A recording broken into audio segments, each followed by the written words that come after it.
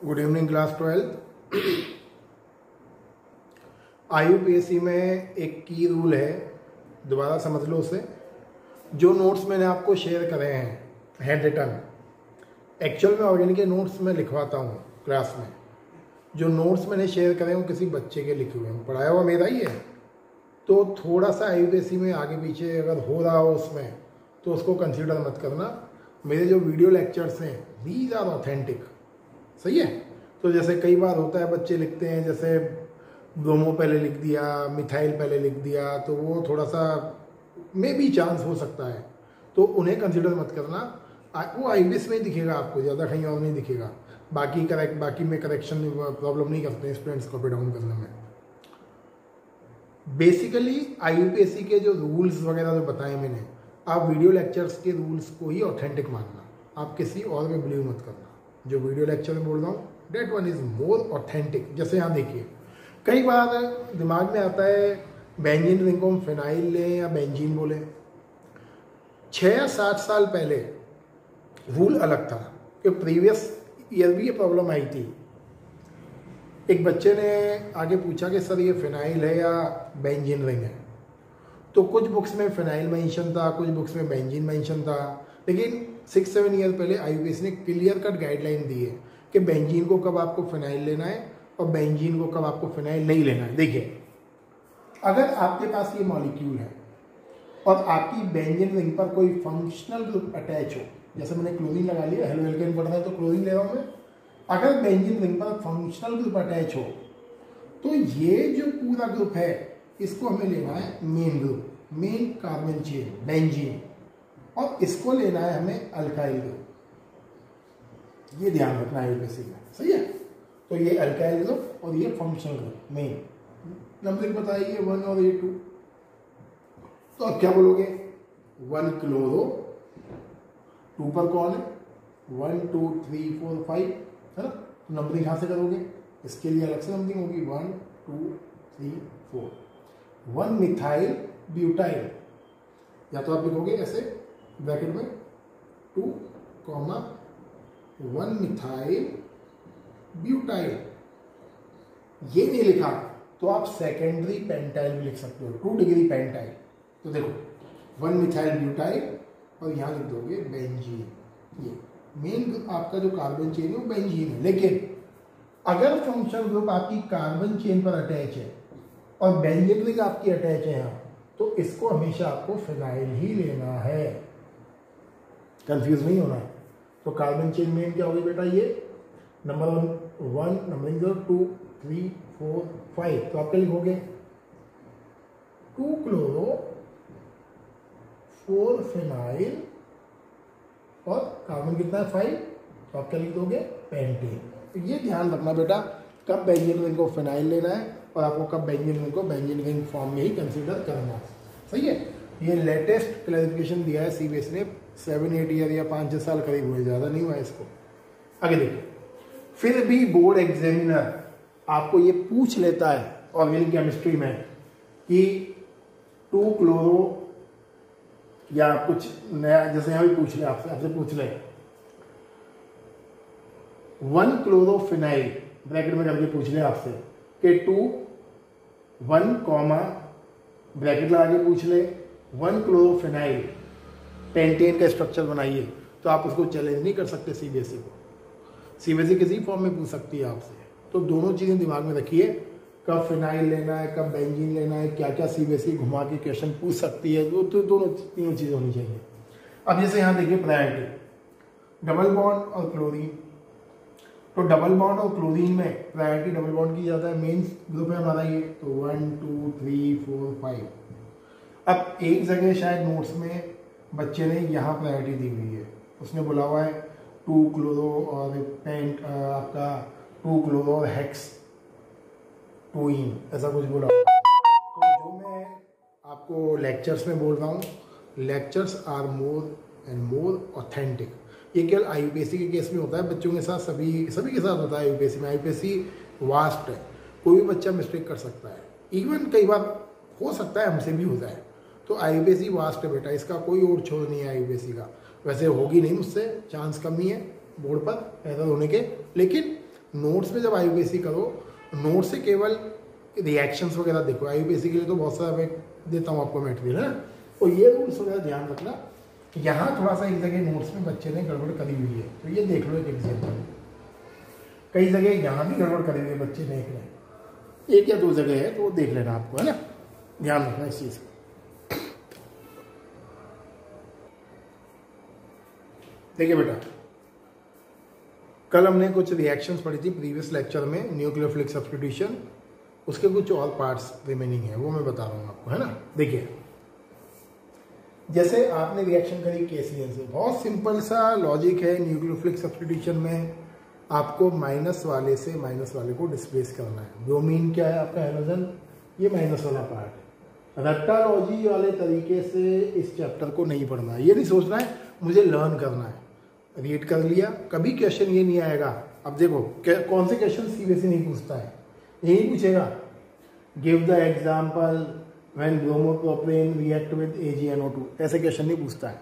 Board में क्या आएगा, ये ब्लैंक रहेगा और यहाँ लिखा होगा दिस प्लस दिस, आपको केमिकल रिएक्शन कंप्लीट करनी है, ये बोर्ड में पूछेगा आपको।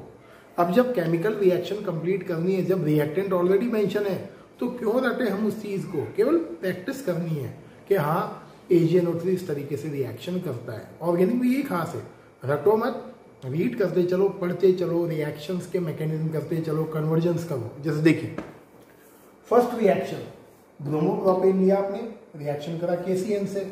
अब ब्रोमोप्रोपेन को हम क्या बोलते हैं, हम बोलते हैं हेलो एल्केन। दूसरी चीज सबसे इंपॉर्टेंट, अगर आपको पूछ लेता है what happen when hello alkane react with potassium cyanide, तो 2-3 लाइनें थ्योरी की भी लिखनी पड़ेंगी। तो आप क्या लिखोगे, हेलो एल्केन, मतलब इसकी कैटेगरी है ये ब्रोमोप्रोपेन की, halo alkane. Halo alkane react with potassium cyanide, then it form कितना कार्बन हुआ, 1 2 3, सही है। तो आप क्या बोलोगे, propyl cyanide will be form. अब देखो यहाँ भी स्पेशल है, अगर आपने इस कार्बन को ऐड नहीं करा तो आप इसको बोलोगे प्रोपाइल साइनाइड। और अगर IUPAC नेम पूछोगे इसका, तो IUPAC में हम इसको कंसीडर करते हैं कार्बन को, और इसको बोलते हैं ब्यूटेन नाइट्राइल। अब ये सब आगे आने वाली चीजें हैं, चैप्टर 3rd या 4th में आएंगी ऑर्गेनिक के, लेकिन सीख लो अभी भी, है ना। तो IUPAC जो नेम होता है साइनाइड का, उसमें साइनाइड के C को कंसीडर करते हैं। तो आप क्या बोलोगे, butane nitrile. Cyanide is not an IUPAC name, cyanide IUPAC का नेम नहीं है। CN में जो IUPAC नेम है उसको क्या बोलते हैं, ब्यूटेन नाइट्राइल। और कॉमन नेम क्या है इसका, प्रोपाइल साइनाइड। Got it. अब देखिए, अगर AgCN से क्या रिएक्शन करोगे तो क्या बनेगा, propane isocyanide. Got it. KNO2 से रिएक्शन करा तो क्या बनाओगे, CH3 CH2 CH2 ONO, पढ़ा था आपने नाइट्रेटो। AgNO2 से करोगे तो क्या बनेगा, NO2। रीजन वही है, रीजन क्या है, रीजन है इसका K, आपका N डबल बॉन्ड O, और ये कंडीशन है इसकी, ये आपका ये माइनस चार्ज है आपका 1, देख लो ध्यान से इसको, 1 2 3 4, सही है। एक इलेक्ट्रॉन इसका है ऑक्सीजन का, ये ऑड इलेक्ट्रॉन मॉलिक्यूल है ना, तो क्या करेगा, K प्लस और ये माइनस क्रिएट करेगा। अब देखिए, K और N के बीच का इलेक्ट्रोनेगेटिव डिफरेंस क्या है आपका, कम है, इसलिए बॉन्ड कौन बनाएगा, O बनाएगा। Got it. ये ध्यान रखने की चीजें हैं, O की वही पुरानी वाली, तो ONO बनेगा और यहाँ NO2 बनेगा। क्लियर है। ये एग्जाम्पल में अगले लेक्चर पर डिटेल में बताऊंगा आपको, बहुत डिटेल में, कि ONO क्यों बनेगा, NO2 क्यों बनेगा। अब जैसे AgNO2 बात करें तो AgNO2 में क्या बना रहा है, NO2। जैसे हम बात करते हैं CH3COO Ag की, अब आप बोलोगे सर इसमें बहुत डिटेल में गुजरा है हम, तो 1 नंबर का क्वेश्चन आना है उसमें। अब आप जरूरी नहीं है कि उसमें हर चीज़ में आप है ना मैकेनिज्म लेवल तक पहुंच जाएं उस 1 नंबर के लिए। अब जैसे यहाँ है, आपको क्वेश्चन करना है कन्वर्जन का, और आपको बोलता है how would you prepare chlorobutane to nitrobutane, तो क्लोरोब्यूटेन से नाइट्रोब्यूटेन कब बनाओगे, जब आप ये रिएक्शन, सही है। दूसरी चीज, रिएक्शन है आपकी सिल्वर एसीटेट से। ये देखो सिल्वर एसीटेट। अब सिल्वर एसीटेट का जो कॉमन नेम है वो क्या है? ये है कार्बोक्सिलिक एसिड। इनको हम कॉमनली बोलते हैं silver salt of carboxylic acid. Diwali वाला टाइम आ गया, अब यही चलेगा। Silver salt of carboxylic acid, सही है। अब जरूरी नहीं हो सिल्वर का ही सॉल्ट हो सकता है और मैग्नीशियम का भी सॉल्ट दे दे आपको, हो सकता है पोटेशियम का सॉल्ट दे दे। तो एक जगह स्टिक नहीं होना है।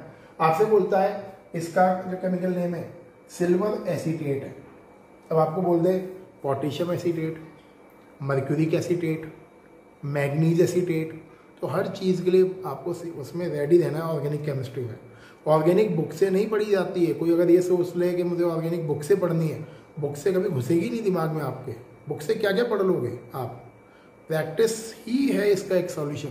तो अब जैसे रिएक्शन करोगे, ब्रेक करो, प्लस और माइनस अटैच करो, क्या बन जाएगा? CH3COO, देखो CH3COO, CH2 CH3। अब देखो ये जो कैटेगरी है इसको हम बोलते हैं एस्टर। याद करो क्लास 11 ये पढ़ा हुआ है आपने, ROR, RCOOR। अरे पटाखों की आवाज़ में मेरा भी दिमाग नहीं जा रहा है। देखिए क्या पढ़ा था आपने? RCOOR। अब IUPAC देखो इसकी एस्टर की। जब भी आप एस्टर का IUPAC नेम लिखोगे आपको इसको जो लॉन्ग कार्बन चेन है उसके साथ लेना है C और इसको इमेजिन करना है एल्काइल ग्रुप, छोटे वाले। तो आप क्या बोलोगे? मिथाइल और कितना कार्बन है? 1 2 3 4 ब्यूटेनोएट, मिथाइल ब्यूटेनोएट। जैसे एक देखो यार, जैसे लिखा मैंने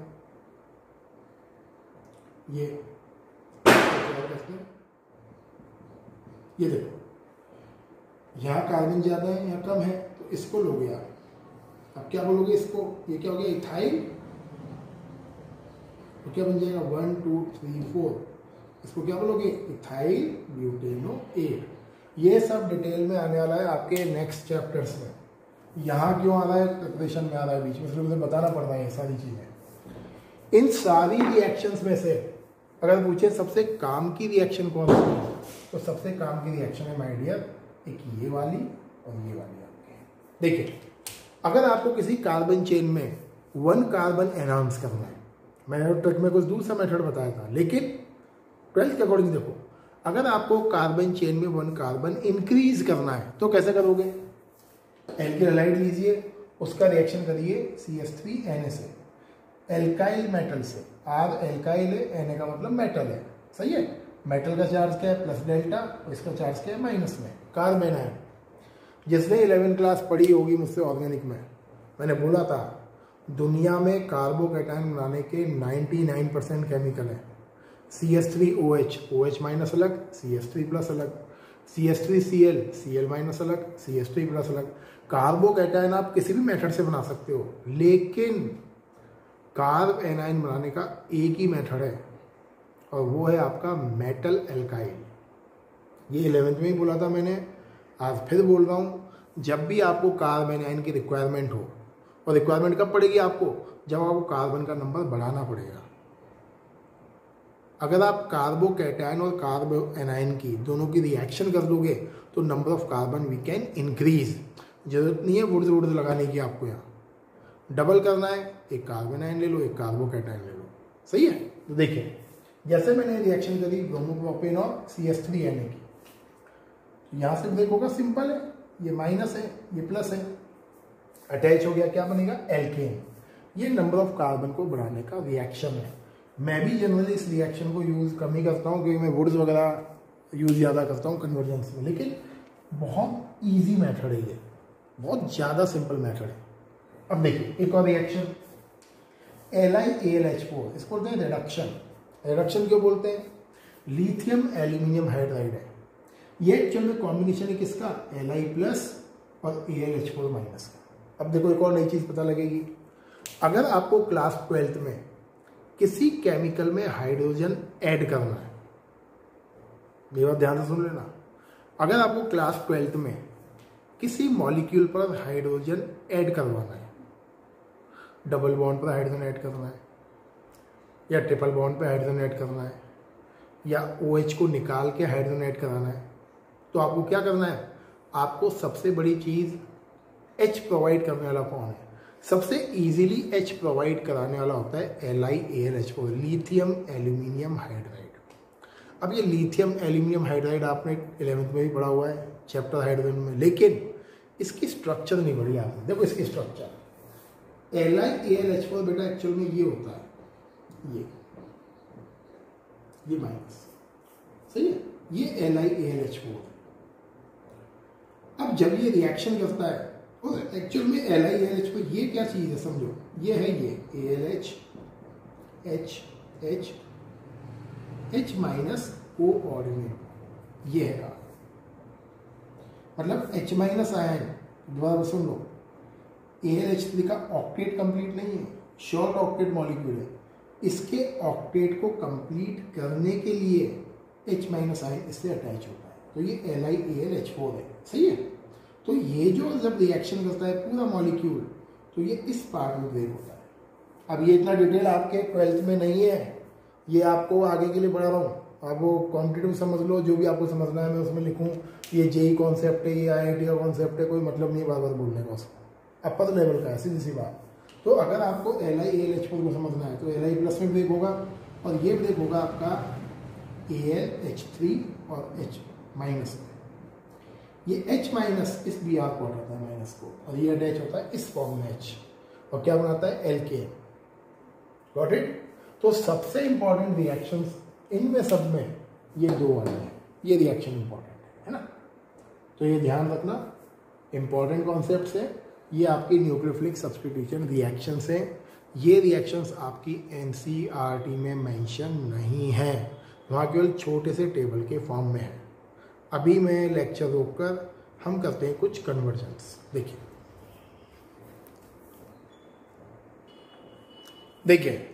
पहले कन्वर्जन से पहले वो क्वेश्चन समझ लीजिए आप। ये है जैसे हेलो एल्केन ने रिएक्शन करा KNO2 से, फॉर्म हुआ ONO, और AgNO2 से रिएक्शन करा, फॉर्म हुआ NO2। What is the reason behind this? ये चीज़ हमें क्लियर करनी है ना, क्योंकि ये बहुत इंपॉर्टेंट क्वेश्चन है बेटा बोर्ड एग्जाम में। देखिए इसका नाम तो लिखना पता है, हम भूल ही जाएंगे इसको बोलते हैं एल्किल नाइट्राइट, और इसको बोलते हैं बेटा नाइट्रो एल्केन, ये नाइट्राइट, सही है। अब देखो ध्यान से,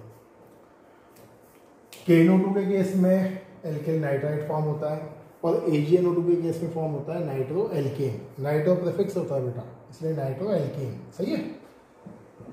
देखिए, और नाइट्राइट होता है सफिक्स, इसलिए पीछे आता है, प्रोपेन नाइट्राइट ही बोल सकते हैं, है ना। अब ध्यान से देखो, KNO2 में क्या है, ये NO2 आयन है, NO2 -1, K प्लस और O माइनस बीच की जो इलेक्ट्रोनेगेटिव डिफरेंस है वो बहुत ज़्यादा है। मतलब आपके पोटेशियम और ऑक्सीजन का जो इलेक्ट्रोनेगेटिविटी गैप है वो बहुत ज़्यादा है, इसलिए ये बॉन्ड आयोनिक है, एक्सट्रीमली आयोनिक।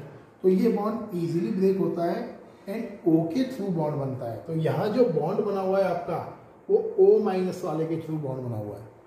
अब JEE वगैरह में या कोई भी कॉम्पिटिशन हो, वो क्या पूछता है आपसे, इन दिस केस जो बॉन्ड बनाने वाला ऑक्सीजन है, what charge oxygen atom carry, तो वो ऑक्सीजन एटम बॉन्ड बनाता है जिसके ऊपर नेगेटिव चार्ज है। ये नहीं बनाएगा, यहाँ लॉन पेयर है इसके पास, है शो नहीं करेगा मैंने डॉट डॉट डॉट, है ना।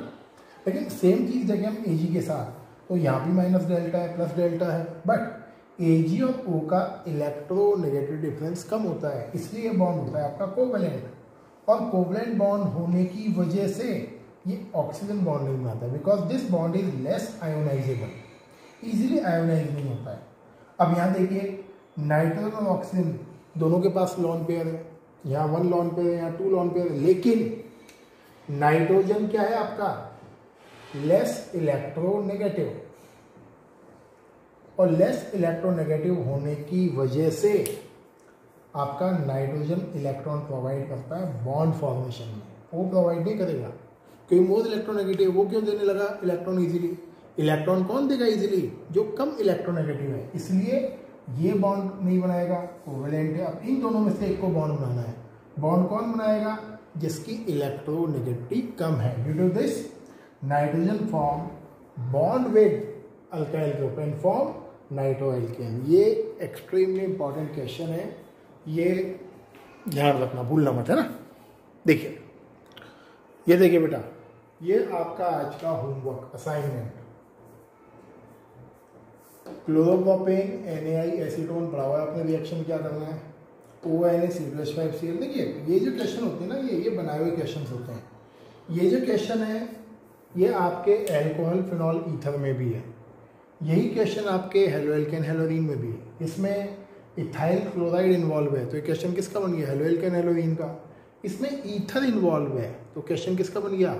ईथर वाले का। इसलिए बोलता हूँ अगर हेलोएल्केन पढ़ लिया तो समझो आपने पूरी ऑर्गेनिक पढ़ ली ऑटोमेटिकली। ऑर्गेनिक पे दिक्कत नहीं है आपको। अब जैसे यहाँ देखिए क्वेश्चन, अब कई लोग बोलेंगे सर कैसे करें रिएक्शन? बहुत सिंपल रिएक्शन है, माइनस और ये प्लस। ईथर की रिएक्शन पढ़ी हुई है आपने रिएक्शन पढ़ी थी यहाँ, ये अभी प्रीवियस लेक्चर में ये मैंने कराई थी आपको। क्लोरीन और ये था आपका RON, ये थी रिएक्शन। और इसको और लेता हूँ मैं, ये ऐसे CH3ON आपने ईथर बनाया था। अब उसने CH3 नहीं दिया, उसके प्लेस पे क्या लगा दिया? बेंजीन रिंग लगा दिया। तो उसके पास वो फ्रीडम है, बोर्ड एग्जामिनर के पास, वो कोई भी मॉलिक्यूल अटैच कर सकता है। एल्काइल नहीं लगाया, बेंजीन रिंग लगा देगा वो। अब यहाँ देखिए, बॉन्ड आपको यहाँ से ब्रेक नहीं करना है, ये बॉन्ड तो ब्रेक होता ही नहीं है। क्यों? पार्शियल डबल बॉन्ड करेक्टर होता है ड्यू टू रेजोनेंस। ये ध्यान रखिए, बार बार बोलूंगा मैं, ये इस चैप्टर में बार बार रिपीट करूंगा 100 टाइम्स। ये बॉन्ड बेंजीन रिंग वाला और ये फंक्शनल ग्रुप का बॉन्ड आपको ब्रेक नहीं करना है। क्यों नहीं ब्रेक करना है? ये डबल बॉन्ड करेक्टर होता है ड्यू टू रेजोनेंस। कैसे होगा? आ जाएगा चैप्टर में आगे। तो बॉन्ड ये प्लस ये माइनस, यहाँ से ब्रेक होना है। बहुत सिंपल है। आगे ये बेंजीन रिंग O(C2H5), सही है। What it main carbon chain benzene ring है आपकी। इसको क्या बोलोगे? इसको बोलोगे इथॉक्सी, और नीचे क्या लिख दोगे? Benzene, ethoxy benzene. ओके, ये कभी लोगे मार्कोनिकॉफ लगेगा, HBr है। एनिलीन से फिनॉल, ये देखो ये मजेदार है, कई बार आया, ये करके दिखाता हूँ। एनिलीन से फिनॉल आपने क्या लिया? एनिलीन NH2, याद करो क्या रिएक्शन करोगे? NaNO2 और HCl, क्या बनाओगे? डाइएमोनियम सॉल्ट। तो देगा कहाँ से वो? देना तो उसको वहीं से ही है जो नीचे रिएक्शन है। कहाँ करोगे? वार्म वाटर, याद करो, लिखा हुआ है। क्या बनेगा? फिनॉल।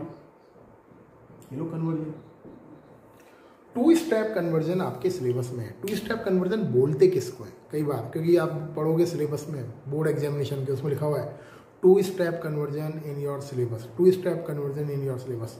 3 स्टेप 4 स्टेप कन्वर्जन आपके सिलेबस में नहीं है, लेकिन हम करेंगे, मैं कराऊंगा आपको, लेकिन वो सिलेबस में नहीं है। जैसे यहाँ देखिए, इसको बोलते हैं स्टेप नंबर 1 और इससे बनना है स्टेप नंबर 2। मतलब आपका रिएक्टेंट से प्रोडक्ट जो फॉर्म हुआ है 2 स्टेप में फॉर्म हुआ है, इसको बोलते हैं 2 स्टेप कन्वर्जन। अब जैसे यहाँ देखिए, chlorobenzene is treated with Cl2 and FeCl3। क्या होगा अगर हम क्लोरोबेंजीन की रिएक्शन करें किससे? Cl2 एंड FeCl3 से। देखो पढ़ा हुआ है आपने, ये हेलोजिनेशन है। अब क्लोरीन है यहाँ, तो क्लोरीन का नेचर कैसा है? Electron donating group. क्या आ जाएगा यहाँ? Minus minus minus. तो क्लोरीन कहाँ अटैच होगा? एक बार यहाँ, एक बार यहाँ। ट्राई मार करके बताना मुझे। अब क्वेश्चन देखिए, ethyl chloride with AgNO3 what form and why form. जब इथाइल क्लोराइड रिएक्शन करता है AgNO3 से तो क्या बनता है और क्यों बनता है? अभी पढ़ा है जस्ट। इथाइल क्लोराइड से बनाइए प्रोपेनोइक एसिड। अब देखो, जब भी आप कन्वर्जन करें सबसे पहला काम यही है कि आप उस केमिकल का फॉर्मूला लिख दें। जैसे ethyl chloride CH3 CH2 Cl, क्या बनाना है? प्रोपेनोइक एसिड, 1 कार्बन ज़्यादा होता है, COOH। ओके, अब दिमाग लगाओ क्या करें 1 कार्बन बढ़ाने के लिए। अभी पढ़ाई मैंने रिएक्शन आपको 1 कार्बन एनहांस करने के लिए। किससे करोगे रिएक्शन? CH3 से कर दीजिए, क्या बन जाएगा? CH3 CH2 CH3। क्लियर है? आगे किससे कर दोगे? Cl2 से, क्या हो जाएगा? CH3 CH2। अब देखो प्रॉब्लम, अब यहाँ देखो चक्कर फंसेगा तो Cl2 से करोगे वही बन जाएगा। अब यहाँ देखिए, यहाँ थोड़ा सा दिमाग लगाना है। अब अगर हम इसकी रिएक्शन किसी भी उससे कर दें माइनस वाले से, तो माइनस वाले से कर तो दोगे आप। जैसे कई बार आप सोचते हैं कि सर ने Cl2 से कर दी रिएक्शन, ये बना दिया वापस, क्या मतलब है इसको बनाने का? ये तो ऑलरेडी था। लॉजिक है, लॉजिक ये है, आपने पढ़ा था एल्कोहल के ऑक्सीडेशन से बनता है एल्डिहाइड, एल्डिहाइड के ऑक्सीडेशन से बनता है कार्बोक्सिलिक। सही है? तो ऑक्सीडेशन किसका पढ़ा आपने कार्बोक्सिलिक बनाने के लिए? आपने पढ़ा था ऑक्सीडेशन एल्कोहल का। अब ये है टेढ़ा कन्वर्जन। अब अगर ये दे दे कोई बोर्ड एग्जाम में, तो यहाँ 70% स्टूडेंट तो ढेर हो जाएंगे यहीं पर। इनमें ढेर नहीं होंगे, ये तो निकाल जाएंगे, तो सब कर लेंगे। यहाँ ढेर होंगे, ये यहाँ ढेर क्यों होंगे? क्योंकि वो सोचेगा 1 कार्बन में बढ़ा दूँ, कर दो CH3 NH रिएक्शन, हो गया 1 कार्बन इंक्रीज। अब वो क्या सोचेगा? COOH में लेके कैसे आऊँ? जबकि एक थोड़ा सा भी इंटेलिजेंट स्टूडेंट होगा वो सोचेगा कि यार मुझे COOH लाना है, तो मैंने पढ़ा था ऑक्सीडेशन, सबसे बढ़िया मेथड है COOH बनाने का। ऑक्सीडेशन में क्या पढ़ा था मैंने? एल्कोहल से बनेगा एल्डिहाइड, एल्डिहाइड से बनेगा कार्बोक्सिलिक। तो दिमाग क्या बोलेगा आपका? यार इससे एल्कोहल कैसे बनाऊं? तो बहुत आसान है इससे एल्कोहल बनाना। क्यों? इससे कर दो रिएक्शन, क्या बन जाएगा? ये एल्कोहल। ऑक्सीडेशन करो CrO3 से, क्या बन जाएगा? CHO। फिर ऑक्सीडेशन करो CrO3 से, क्या बन जाएगा? COOH। अब ये कितने स्टेप का कन्वर्जन है? स्टेप 1 2 3 4 5। अब जनरली इस तरह का कन्वर्जन बोर्ड के लेवल में नहीं आता है, 12th में नहीं आएगा इस तरह का कन्वर्जन, लेकिन प्रैक्टिस करोगे तभी आपको और चीज़ें आसान लगेंगी, है ना। तो आई होप वो IUPAC वाला डाउट मैंने क्लियर कर दिया है।